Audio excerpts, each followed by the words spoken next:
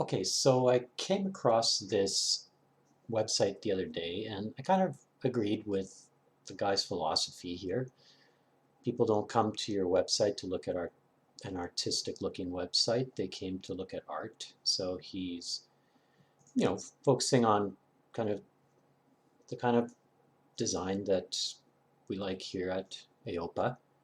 So I thought I'd look at some of these sites and do a review. I think I'm going to do this one here. I don't know, I just kind of like this image. It's pretty strong. So this is a sculptor site, and when you open this site, you go, wow. I mean, that is a great photo. This one's pretty good too. And then it kind of degenerates. So, but I'll come back to that.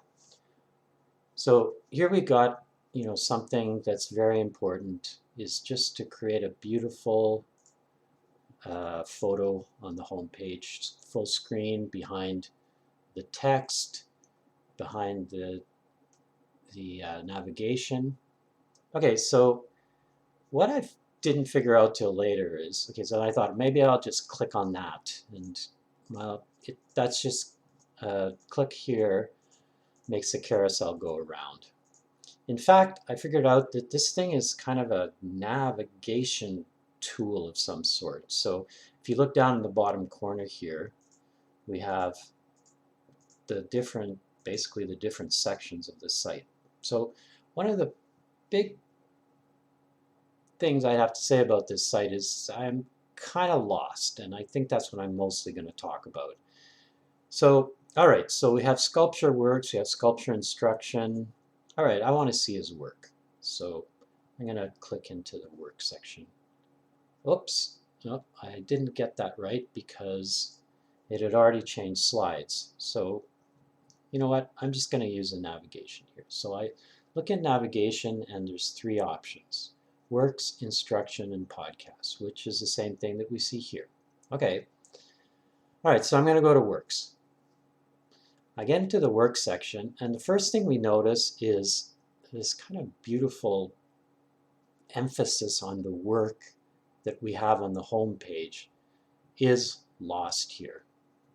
All right, we've got a work here, and it looks interesting. This is some kind of a, I don't know, some kind of a image slider. And if you click on that, it just changes the images one to another. I guess this is some kind of built-in thing with Squarespace. This is a Squarespace site. And then we have three buttons. So let's look at this text here. So I'm on the sculpture page because I want to see his sculpture. So what is it telling me? It's telling me kind of about who he is. So this is something that would probably be better on an about page or on the home page, because it just tells us what he's about. He's into figurative sculpture, working in traditional material. His works tend to be narrative, interest in myth and religion. Okay, well that fills me in on something, but I came here to look at the work. Then what's this? Then there's two quotes. I guess these are things that he's saying about his work. So that's kind of his artist statement.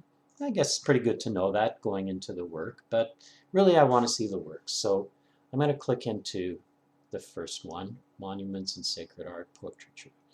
All right, so I want to see his work. Okay, here's some works. That's cool. He gives us a bit of an orienting text here. You'll find a gallery of larger works commissioned for Christian churches. In order to gain understanding, I took a master's degree in sacred art and literature. So telling us a bit what kind of his background is and in this section. So let's click into this one. All right, so this is the work that he's done. We've got a lot of text that's giving us more information on the work, which is kind of more like a catalog than a gallery. And he's describing kind of how he made this work. That's cool. I would personally like to be able to click on these and just see the works outside of the text. All right, so now I want to see another sculpture. Okay, can't go back, so I guess I'll go here and go back to works and go back to monument and sacred. I guess I could have used the back button. Now here's the next work. So this I don't really like. These you can't click on them, you can't see them bigger, and I have to use my back button to get and to see all of the works. I think it's cool personally, like some people say, oh, too much text, but I like when there's text and there's something to describe it. It's just that we probably need another navigation mode here so we can kind of feel a bit closer to the work. All right, so portraiture. In the portraiture section, we have an overview here. 1, 2, 3, 4, 8 works. Now these I can click on, and there is a nice slideshow here. It's too bad there's not some kind of a caption under these, so he likes to give information, but it would be nice to have that in the caption. All right, so I've seen the portraiture section. Now I've got to use the back button again, and here are selected works. Well, this is a weird grouping here because these are probably selected works, and I don't really know why there's another section of selected works. So here's a selection of my sculpture. Rather than portraits, it's what I call my sculpture. Okay, so it would have been nice maybe to call that my sculpture. Although the others are his sculpture too, so yeah, that would take a bit of thought. So if I want to see these works, well, I no longer have the slideshow, but I do have more information on these works. So nice to have the information, but it would be nice as well to be able to, I don't know, like I said, just take these works away from the text and just look at them on their own with an interesting caption. Again, I'm kind of doing this back and forth thing where I'm like have to use my back button to get back in. So there's a lot of clicking going on that probably is unnecessary. Then there's a section on his teaching, so that's good that it's there. And then he has a podcast, which I thought was pretty cool. Now, this is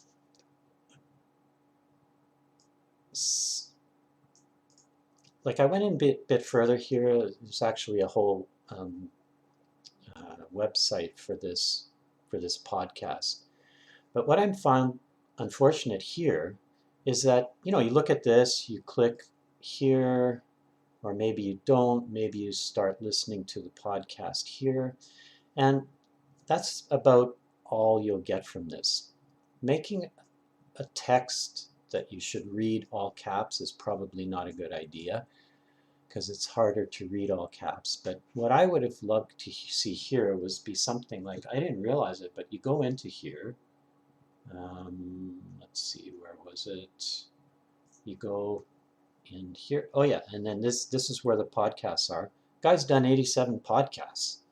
I think that's something that I would mention right off the top here. That this is a major work that he's done. So this page doesn't really represent how amazing it is and what a big resource this guy's done. So that's an important part.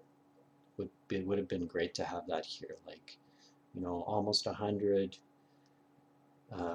podcasts.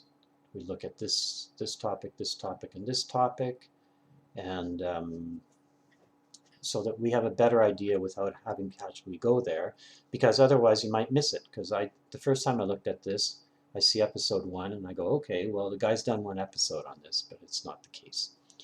All right. He has a bibliography, which is always great to have, and a contact page. All right, so I like this tool, Sizzy. It's really, really well done. So with CISI, we kind of get to look at the website on as many basically different platforms as we want.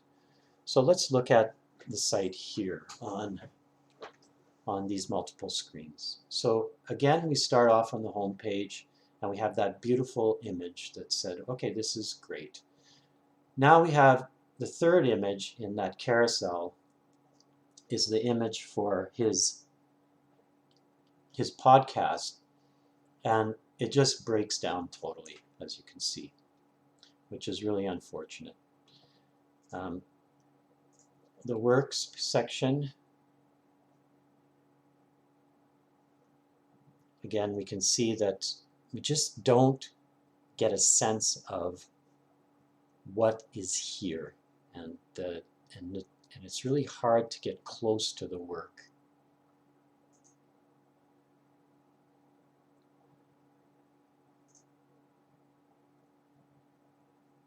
That's how that clicks in. So all in all, you know, interesting works. So nice that there's some good writing about the work so that it helps us get into it. But the navigation on this site really needs an overhaul, as does the basic usability of the placement of information, the placement of images, how we go from image to image, and consistency between the sections. So that's it for my review of this website, which is number 5 in Steve Benjamin's 44 examples of inspiring artist websites. And like I said, what's inspiring about that website was the first page.